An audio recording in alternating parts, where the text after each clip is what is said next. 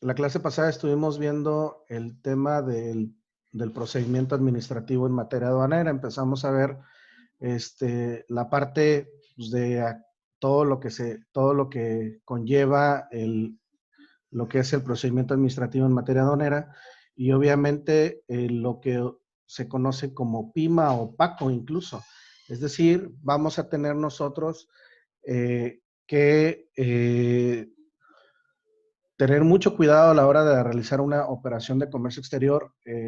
Ya comentábamos también anteriormente que si nosotros clasificamos mal las contribuciones, si quitamos todo lo que tenga que ver con este, con las facultades de comprobación de la autoridad aduanera, si no calculamos bien los impuestos, si declaramos mal el valor de transacción de la mercancía este, en lo que es este, el valor de transacción de mercancías a través de la ventanilla única, perdón, pues básicamente todo eso nos va a llevar a la hora y al momento de realizar la operación, nos va a llevar a cometer muchos errores en nuestra operación.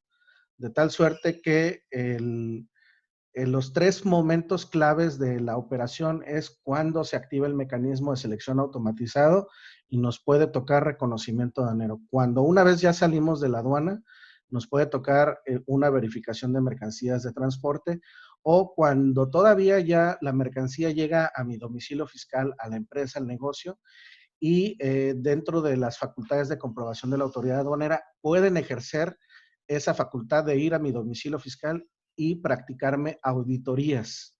Ustedes, de hecho, van a ver una materia, creo que se llama auditorías al comercio exterior, y es donde también nosotros vamos a tener que tener cuidado al momento de que se nos pueda detectar alguna irregularidad al momento de practicar este tipo de acciones por parte de la autoridad aduanera. Entonces, cuando hablamos nosotros del PAMA, estamos hablando de no solamente de que nos levantan un acta, como lo veíamos la clase anterior, en cuanto al que se nos levanta un acta de inicio, en donde se hace constar los hechos que dieron lugar a la autoridad que practica la diligencia, los hechos y circunstancias que motivaron el levantamiento del acta, las omisiones, etcétera. O sea, todos los hallazgos que se dan en una verificación. Es como, por ejemplo, cuando en la materia de contribuciones y en la materia del semestre pasado estábamos realizando los ejercicios y ustedes hacían los pedimentos y ustedes calculaban, ustedes elaboraban el pedimento, etcétera. Y mi función, pues era revisar que todo estuviera de manera correcta. Pues hagan de cuenta que es lo mismo. Si lo trasladamos a la parte profesional, ustedes en el día de mañana se van a encargar de tener en orden toda su documentación de comercio exterior y el profesor va a fungir como la autoridad aduanera que va a tener y ejercer las facultades de comprobación. Y entonces, pues dependiendo de la gravedad del asunto, pues vamos a tener nosotros pues que sujetarnos a alguna sanción o algún control de la autoridad aduanera. Comercial, les quiero comentar algo antes de continuar. A los 40 minutos se nos va a cortar la clase, o sea, ya llevamos, ponle 5 minutos. A los 40 minutos se nos va a cortar la clase, automáticamente nos va a sacar a todos, pero les voy a volver a compartir el enlace, un nuevo enlace para que se vuelvan a reconectar. ¿Estamos de acuerdo? Ok. ¿Sale? Entonces, nada más para estar pues avisados, ¿no? Bien, entonces comentábamos nosotros, ¿qué pasa cuando yo tengo alguna infracción grave o una infracción leve? Decíamos nosotros, de acuerdo a lo que establecía el 150 y el 151, la sesión pasada, pues obviamente cuando hablamos nosotros de infracciones graves, pues hablamos cuando introducimos mercancías por lugares no autorizados, cuando la mercancía se desvía por las rutas fiscales, cuando estamos introduciendo mercancía prohibida, no necesariamente tenemos que hablar de armas o droga, podemos hablar incluso de psicotrópicos, de químicos, todo lo que esté controlado por Sedena y que obviamente su importación esté restringida, no es tan fácil y pues obviamente todo eso va. También tenemos que hablar, es cierto, de lo que es pues todo lo que tenga que ver con droga, todo lo que tenga que ver con armas, pues también eso, pues parte está prohibida porque para empezar, las armas, por ejemplo, están controladas por la Sedena y para tener un permiso de la Sedena para la importación de armas, está, pero canijo, o sea, prácticamente es imposible. ¿Por qué? Porque eso lo maneja Sedena nada más. Tenemos también aquellas mercancías que no cumplan el acreditamiento de cumplimiento de normas oficiales mexicanas, cuando no se acredite la documentación aduanera correspondiente, que este es un tema que vamos a tratar el día de hoy, el punto número 6, 2, 4, sí, 6, cuando no se acredite la documentación aduanera correspondiente, cuando se detecte mercancía no declarada o excedente en más de un 10% del valor total declarado y cuando el valor declarado en el pedimento sea inferior en un 50% o más del valor de transacción de mercancías idénticas o similares. Este último punto obedece a qué? A prácticas como la subfacturación o la subvaluación de la mercancía. ¿Sí recuerda alguno de ustedes qué es la subvaluación, en qué consiste, o la subfacturación?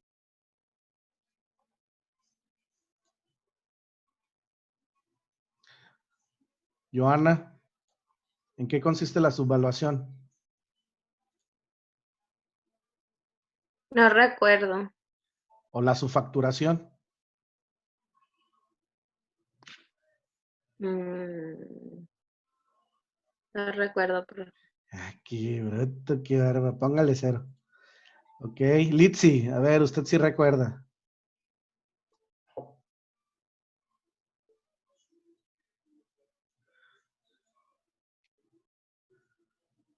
Se va corriendo, Litsi.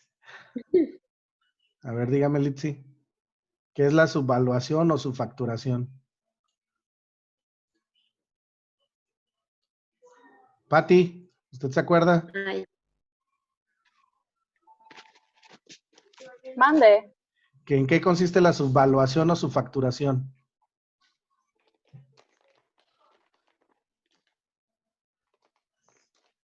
¿Alguien? ¿Alejo? No, pero lo estoy buscando aquí, tengo en la computadora. Ah, qué chiste. Ay, qué pues no me pena. acuerdo, profe. Bien, miren, Eh, en términos prácticos, subvaluar la mercancía o subfacturar es alterar el valor de transacción de la mercancía, es alterar el valor real del producto con el fin, con el objetivo de que me generen una factura con un valor menor al que realmente es. Es casi, casi una práctica desleal. Estamos hablando, puede ser relacionada con discriminación de precios o con el caso de lo que es el dumping famoso, ¿no? Pero en este caso, la subvaluación es no es tanto una práctica desleal porque eso no lo hace el proveedor, lo hace el importador. Es decir, si la mercancía tiene un valor de transacción, o sea, una factura con $150,000 y a lo mejor me costó, toda la mercancía me costó $150,000, pues a lo mejor, ¿sabes qué? Altero una factura o hago una factura diferente o le pido a mi cuate que está en el extranjero que me dé una factura con un valor inferior al que realmente debe de ser. A lo mejor de $150,000 me da una factura por $50,000. ¿Sí, sí captamos la idea, chicos? sí, Sí, ok. sí. Entonces, obviamente, eso, al alterar el valor declarado el valor de transacción de mercancías, pues también es sujeto de una sanción grave. ¿Por qué? Porque le estás causando un daño grave al fisco federal. Y ahorita como está el SAT, olvídate que le debas un peso. ¿Estamos? Profe, ¿la Mm. sanción a quién iría dirigida? Obviamente hay dentro de la ley aduanera una figura que se llama responsable o obligado solidario. ¿Qué significa? Que en términos coloquiales, vamos a decirlo así, la ley establece que tanto peca el que mata la vaca como el que le agarra la pata, ¿sale? Existen varias figuras y comentábamos por acá en la clase anterior, quiénes son los obligados solidarios de acuerdo al artículo 53 de la ley aduanera. Pues son los mandatarios, los agentes aduanales, pueden ser los mandatarios autorizados, los propietarios, empresarios, medios de transporte, pilotos, capitanes, los conductores generales de los mismos, los propietarios empresarios, además los que enajenen las mercancías, o sea, los compradores, los propios importadores, los almacenes generales de depósito, las personas que hayan obtenido concesión para prestar el servicio de manejo, almacenaje y custodia de las mercancías de comercio exterior, y incluyendo en la última figura el representante legal. Es decir, puede ser, no necesariamente el importador va a tener la culpa, no necesariamente el agente aduanal también puede ser el responsable de este tipo de infracciones graves, sino que, por ejemplo, yo te pongo un ejemplo. Si ahorita estamos comentando en el caso del último punto, cuando el valor declarado sea inferior en un 50%, ¿quién se encarga de proporcionar la factura? ¿El importador o el agente aduanal? El El importador. importador. Exacto, el importador. Por lo tanto, el agente aduanal, vamos a decirlo así, ciegamente, que no es la realidad, pero ciegamente va a creer y va a creer en toda la información que el importador le proporcionó. Por lo tanto, el agente aduanal a la hora de elaborar el pedimento de importación, clasificar la mercancía, etcétera, etcétera, etcétera, lo va a hacer en función de la información proporcionada por el propio importador, de tal suerte que cuando llega a detectarse, por ejemplo, en el caso de que el valor declarado en el pedimento sea inferior en un 50%, la responsabilidad, en este caso, no va a recaer sobre el agente aduanal, quien dentro de sus funciones como agente aduanal fue practicar el previo de la mercancía, o sea, revisarla, solicitarle al importador todos los documentos, clasificar la mercancía, elaborar el pedimento de importación, mandar a prevalidación el pedimento, pagar las contribuciones y cuando ya tiene listo el pedimento, entonces solicitar la salida de la mercancía de los recintos fiscalizados para activar el mecanismo de selección automatizado, llámese MATSE o PITA también. Y entonces, al momento de que le toca, activa el mecanismo de selección automatizado, le toca reconocimiento aduanero, y en el momento del reconocimiento aduanero, que comentábamos nosotros, dentro de los 3 momentos en que se puede causar un PAMA, en el reconocimiento aduanero, me tocó que me revisaran la mercancía y me revisaran los documentos, y es donde se detectó esa irregularidad. Chanfle, pues entonces ahí, al momento de detectar esa irregularidad, el verificador solamente se va a encargar de revisar todo y que la documentación coincida, la mercancía sea exacta, y si no es exacta, entonces ahora sí, el verificador se va a apoyar del departamento jurídico de la propia aduana donde se está llevando a cabo el trámite, y con jurídica se va a armar esta acta de inicio de procedimiento administrativo aduanera. ¿Sí, chicos? Sí. Entonces, de esta manera es como entonces pues, vemos este tipo de situaciones que pueden ser actos o acciones que pueden derivar en infracciones graves. Y decíamos nosotros que las infracciones leves, pues no es que me levanten un PAMA, sino simplemente me levantan un acta en donde hagan constar que yo me equivoqué en cierto tipo de aspectos normativos, pero que no propician causar un daño grave a la economía o al fisco federal, como el caso de las situaciones anteriores. Y en este caso estamos hablando, por ejemplo, cuando no se constate el depósito efectuado en cuenta aduanera de garantía, cuando el valor de la transacción de la mercancía sea inferior a los precios estimados, o en su defecto, cuando al promover un tránsito interno, no demuestre yo el pago también de las contribuciones a través de esta cuenta aduanera de garantía.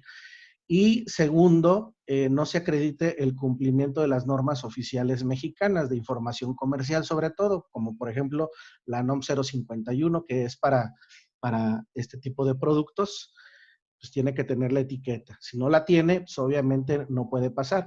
Maestro, pero esta viene en inglés, es Coca Americana. Mentiras, ¿no? Es un ejemplo. Entonces, viene en inglés, ¿cuáles son los requisitos de etiquetado de información comercial de la 051? Uno de los requisitos que marca el punto 5.1 de esa regla es que la información debe venir en el idioma español. Por lo tanto, si a lo mejor a mí se me pasó dentro de todo el embarque de botellas, de bebidas gaseosas, y vienen 3, 4 o 20 cajas con etiqueta en el idioma extranjero, pues obviamente me da la autoridad 30 días para el cumplimiento de esa norma oficial mexicana. De tal suerte que solamente me van a multar, pero me van a liberar la mercancía una vez cumpliendo yo con esta norma oficial mexicana para pues poder sacar la misma de la aduana, ¿no? Y les comentaba yo, bueno, si no cumplimos con el acreditamiento legal de las mercancías o el cumplimiento de las regulaciones y restricciones no arancelarias, pues obviamente la mercancía, una vez vencido estos plazos pasa a propiedad del fisco federal. Es decir, pasa a ser propiedad del Servicio de Administración y Enajenación de Bienes, que hoy por hoy se llama INDEP. ¿Qué es el INDEP? Pues de acuerdo a la nueva administración federal de nuestra cabecita de algodón, el licenciado Andrés Manuel López Obrador, se llama Instituto para Devolver al Pueblo lo Robado. ¿Sale? Es la misma figura, lo único que fue es cambiaron de logo y cambiaron de siglas, pero es la misma administración y ejerce la misma función. Todo lo que el gobierno federal confisca, por ejemplo, de actividades ilícitas, carros, casas, terrenos, que no pagué, mi abuelo nunca pagó el predial de la casa que tiene ahí en la Colonia Juárez, ahí, o la Deportiva. Pues 80 años tiene la casa y nunca lo pagó, pues ¿qué crees? Pues esa casa automáticamente entra, como debe tantos impuestos, pasa a ser propiedad del fisco federal. ¿Y dónde crees que se va a rematar o se va a vender en línea o se va a subastar? En este Servicio de Administración y Generación de Bienes, hoy llamado INDEP. Maestro, pero ¿qué pasa si yo no acredito la legal estancia o el cumplimiento de regulaciones y restricciones arancelarias de un carro chueco o de mercancías al amparo de importaciones temporales? ¿Qué es lo que pasa ahí? Acuérdense que todo lo que tiene que ver dejen, por favor, hago un corte y dejen de rayar el pizarrón. No estamos jugando. Sí, los voy a sacar, no te preocupes. Si no acreditamos, por ejemplo, ¿qué pasa si yo traigo un carro o un amigo, el amigo de mi amigo, o sea, yo me traje un chocolate y lo puse en una pafa, bueno, de pafa, feos, feas, lo que sea, ¿no? Entonces, básicamente, ese carro fue introducido de manera ilegal. Es un carro chueco, chocolate, como le quieras llamar. Ay, qué feo se oye. Bueno, también hay una afiliación así, feos. Pero resulta... A ver, ¿quién activó su micro?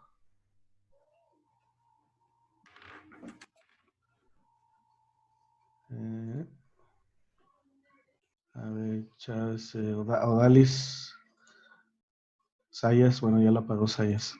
Bien, resulta que esta mercancía, pues por más que yo quiera y que diga que es que no tengo dinero para comprarme un carro aquí de agencia, etcétera, etcétera, pues con la pena.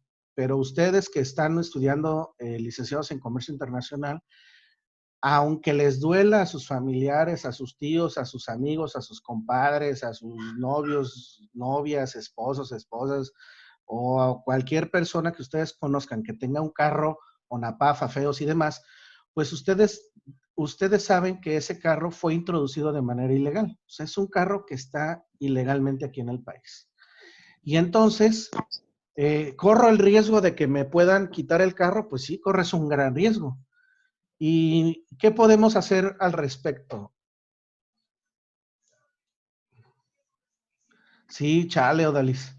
Pero fíjense bien, ¿qué podemos hacer nosotros al respecto? O sea, ¿hay alguna manera de que a lo mejor podamos regularizar la situación de mi automóvil? Pues, ¿qué creen?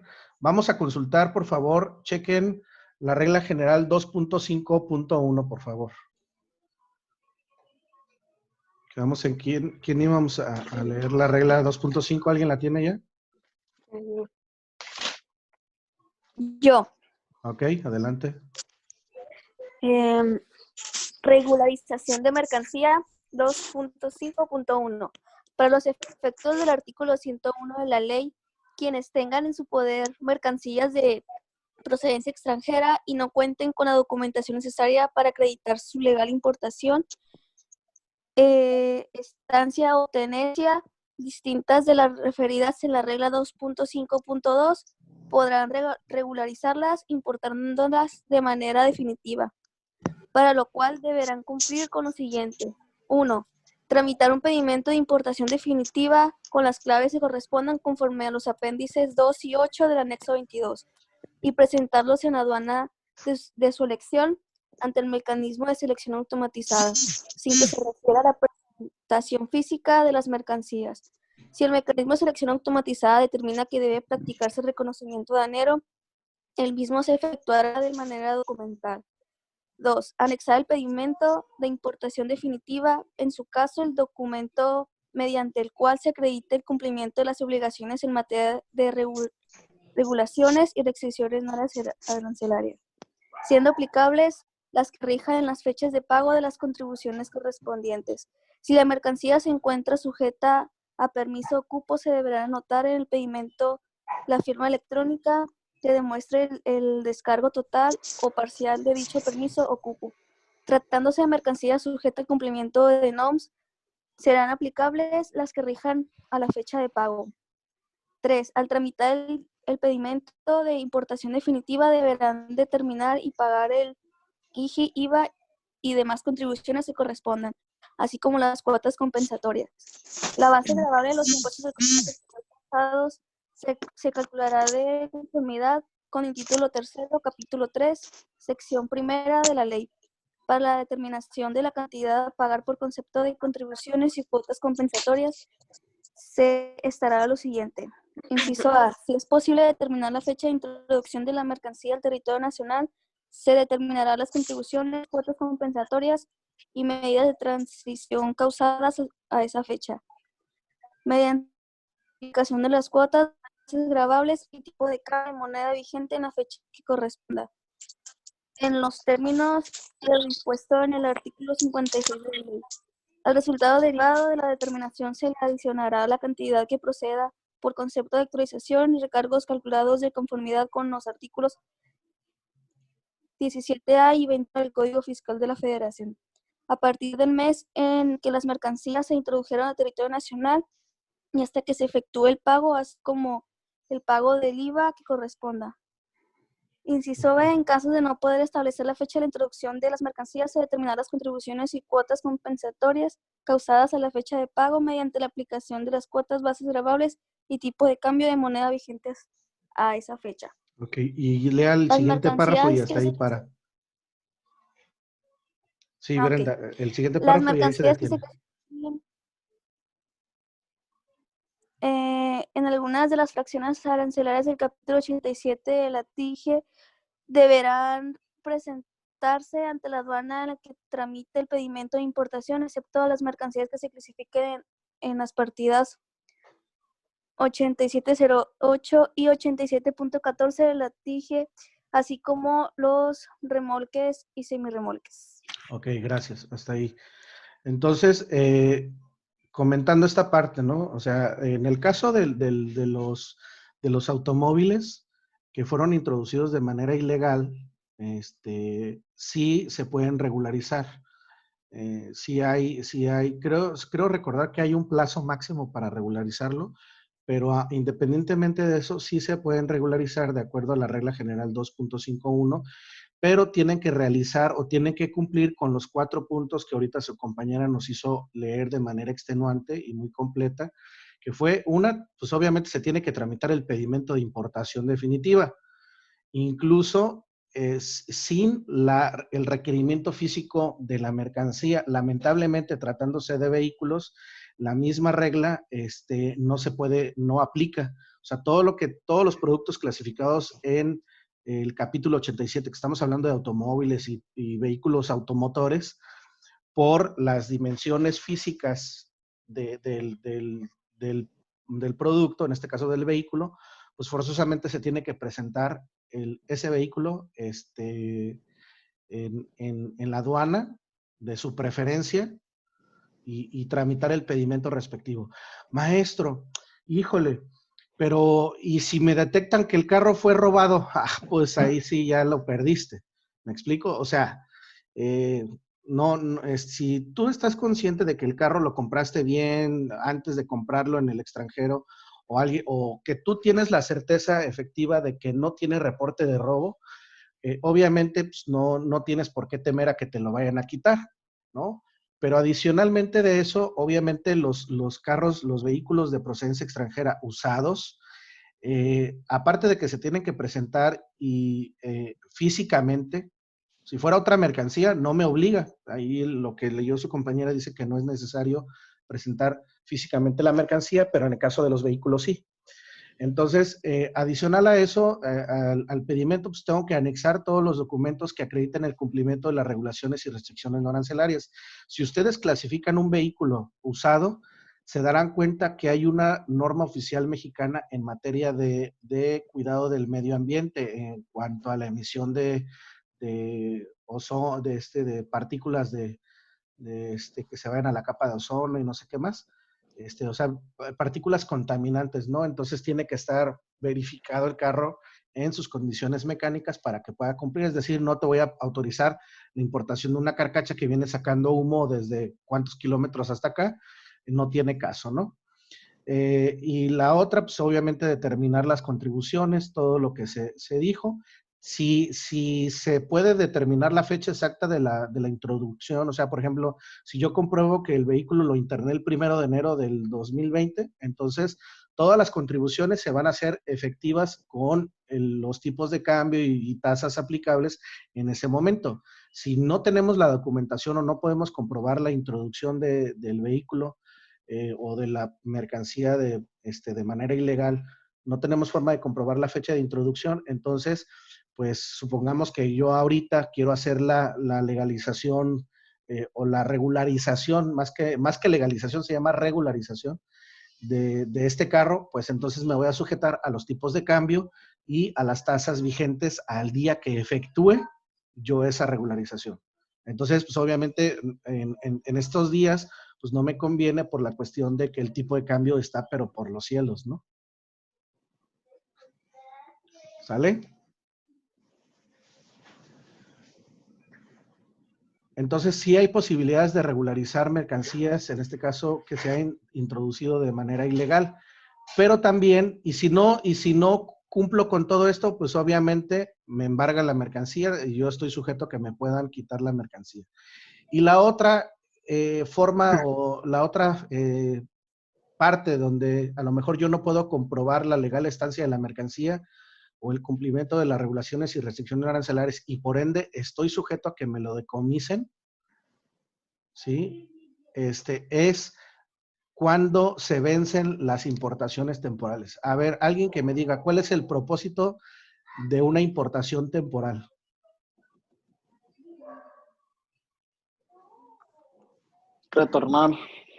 Retornar al extranjero en el mismo estado o importarse temporalmente para la elaboración, transformación o reparación en programas de maquila de exportación para su producción aquí del producto terminado y su reincorporación al extranjero. ¿Estamos de acuerdo, verdad?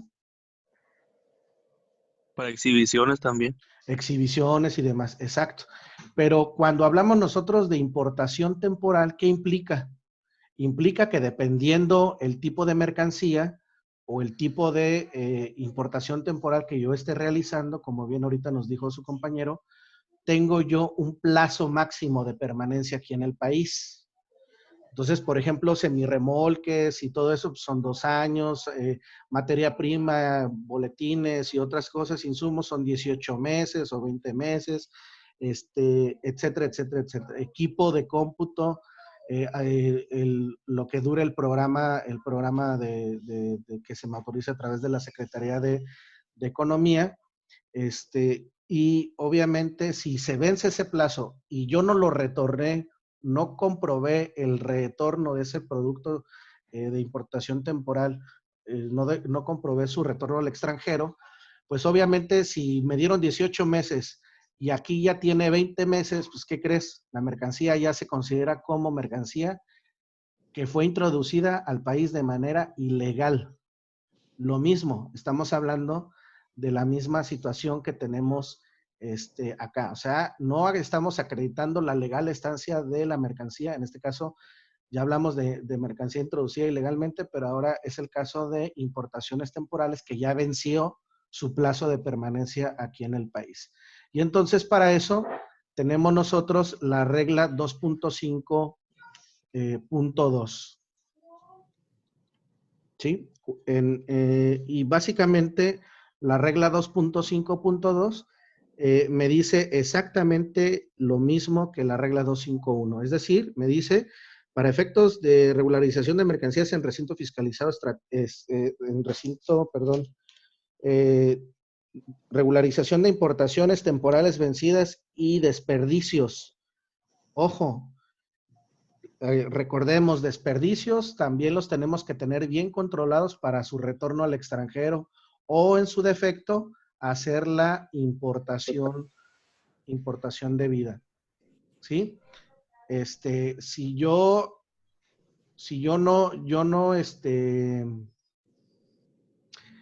no controlo mis desperdicios, el scrap que le llaman en las maquilas, y me detectan ese desperdicio y ya venció el plazo, también es sujeto de que ya se considera ilegal y obviamente puede venir una sanción fuerte. ¿Cuáles son los requisitos? 252, tramitar un pedimento de importación definitiva, es decir, cambiar, si teníamos un pedimento de importación temporal con clave IN, por ejemplo, pues ahora tiene que ser importación definitiva con clave A1. Por lo tanto, tengo que pagar también las contribuciones, cumplir con las regulaciones y restricciones no arancelarias, y también tengo que anexar al pedimento el documento que acredite el cumplimiento de las regulaciones y restricciones no arancelarias. Fracción 3, tratándose de mercancías que fueron importadas al amparo del 108 de la ley aduanera, se deberá anexar la documentación que compruebe la adquisición de mercancías que fue efectuada y se contaba con programa IMEX. También se va a tener que pagar IVA, el pedimento de importación ante el mecanismo de selección automatizado, sin que se requiera la mercancía físicamente, salvo lo establecido en el capítulo 87 de la tarifa. Y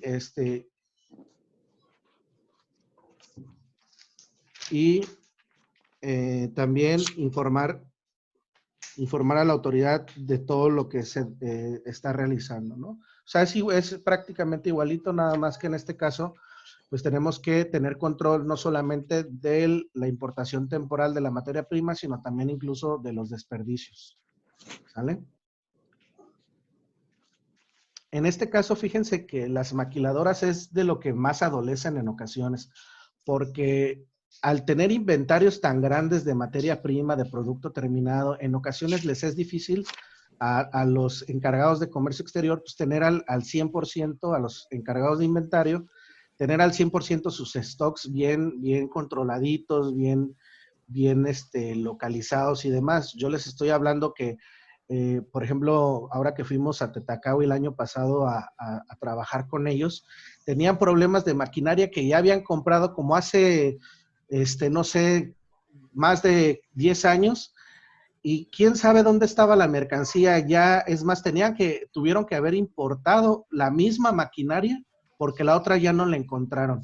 Entonces es un problema muy grave que adolecen mucho las empresas de este ramo, y obviamente cuando llegan las visitas domiciliarias a este tipo de empresas, pues es donde se meten en problemas, en broncas, ¿sí? Entonces, pues ahí va. Y bueno, si ya estamos hablando, por ejemplo, de que si yo puedo regularizar las mercancías y ya la autoridad aduanera me está practicando una revisión en mi domicilio fiscal o que en la carretera se esté realizando algún operativo también. ¿Alguien tiene alguna duda, chicos, hasta aquí? Yo tengo una duda, profe. Dígame, ¿quién? Alejandra. Alejandra, dígame. Entonces, ¿cuándo es cuando vamos bueno, el recinto fiscalizado estratégico ya sé que es otra cosa, pero según yo para exhibición, porque ahorita dijeron que para exhibición también servía la importación temporal. La regularización. Ah, Ajá. ok. Sí, dígame. Es que yo escuché que dijeron que eran importaciones temporales para exhibición. No. Estábamos hablando acá de qué se puede hacer cuando tenemos mercancía que no podemos acreditar la legal estancia de las mercancías, como el caso de los carros chuecos y de las que haya vencido las importaciones temporales. Era lo que estábamos Ah, ok. ¿Ok? Bueno, Ujú. entonces, ¿puedo yo regularizar? ¿Cómo hacer o cuáles son los pasos que yo tengo que hacer para regularizar? Ya vimos que sí podemos, tengo que tramitar esto, pero si, por ejemplo, ya llegaron a mi casa, vinieron a mi domicilio fiscal y resulta que mi casa yo lo registré en el SAT como mi domicilio fiscal. Grave error para empezar, si yo tengo un negocio. Sobre todo un negocio de importación de mercancías, de servicio no hay tanto problema, pero de productos sí.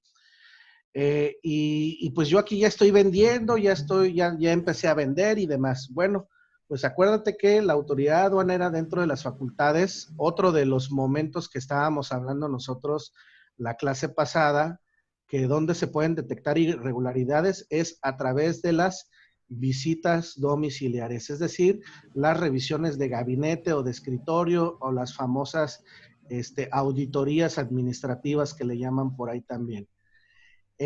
Si ya llegaron a mi negocio y ya me están practicando, en ese momento ya me están practicando la revisión, yo tengo oportunidad de presentar a algo que me ayude para regularizar voluntariamente la situación de esa mercancía de procedencia extranjera y que yo sé que está ilegal antes de meterme en broncas. Claro que sí. De acuerdo a lo que establece la regla 251, que ya estábamos comentando, además de eso, tenemos que presentar un escrito libre. Si nosotros leemos la regla 251, dice...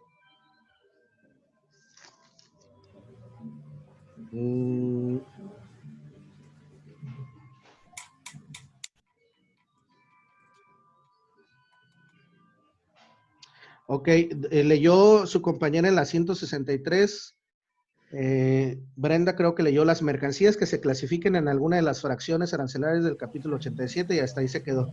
Luego dice, tratándose de mercancías, y luego nos vamos al 1, 2, 3, al cuarto párrafo, fracción 1, donde está la fracción 1, y te dice ahí, en caso de que las autoridades aduaneras estén llevando a cabo facultades de comprobación, se podrá ejercer la opción a que se refiere la presente regla siempre que, además de lo señalado en los párrafos anteriores, se cumpla con lo siguiente.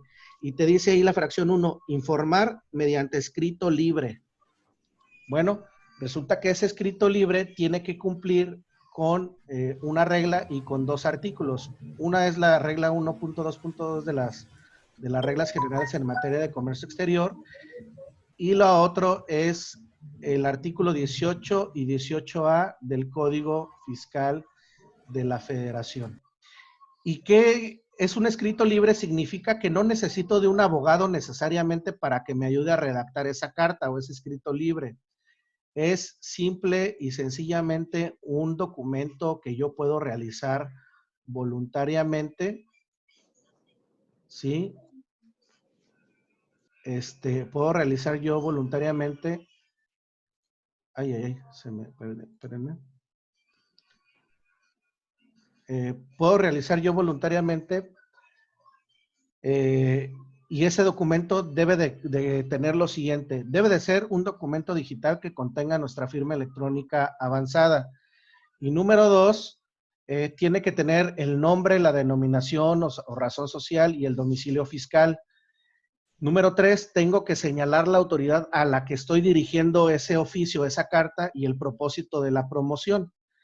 Número 4, tengo que dejar plasmado mi dirección de correo electrónico para recibir notificaciones.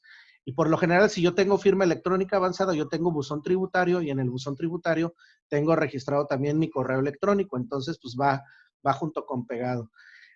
Número 5, señalar números telefónicos también. Número 6, describir las actividades a las que se dedica el interesado, en este caso, pues, la persona moral o la persona física, ¿no? G, indicar el monto de la operación objeto de la promoción. Si es el carro, pues el valor del carro, pues tengo que decir la regularización. El asunto debe ser regularización de vehículo automotor y pues ahí debe ir los datos. Debo de señalar todos los hechos relacionados con la promoción. Luego,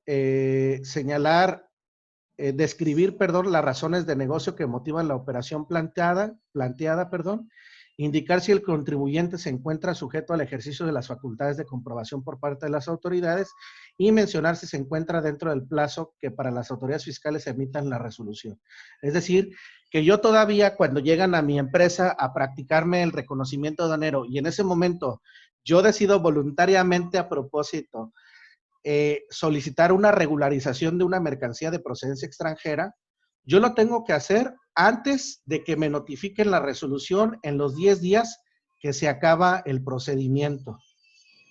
¿Sí? Si la autoridad me está dando 10 días para que yo compruebe la legal estancia de las mercancías, antes de que se venza ese plazo, porque una vez vencido ese plazo, la autoridad aduanera entonces me va a emitir una resolución donde me va a decir te quito la mercancía, te quito el carro, te quito la mercancía que esté vencida por importación temporal y en función de eso entonces yo tengo como tiempo máximo el que me dicte la autoridad para presentar y promover este escrito libre para solicitar la regularización de mercancía de procedencia extranjera.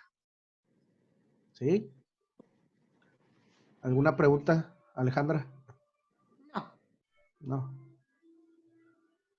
Ok, ¿alguien más? Mari López Gálvez.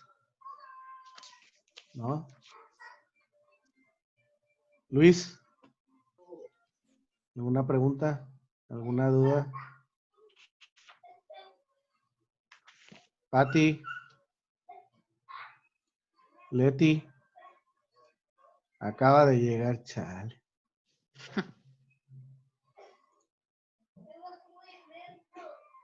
Armando.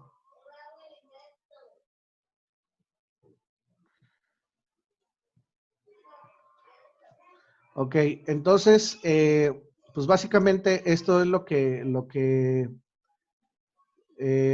obviamente esto es parte de también las importaciones temporales, era lo que comentábamos ahorita. Se tiene que tramitar un pedimento, presentar el mecanismo de selección automatizado sin que se requiera físicamente la mercancía, salvo tratándose de vehículos, ya lo dijimos, ¿no? Anexar al pedimento los documentos que comprueben es exactamente lo mismo.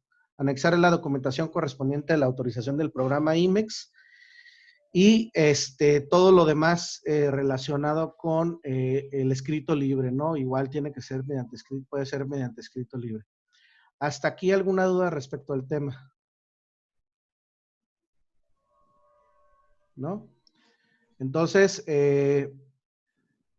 por mi parte es todo en este tema.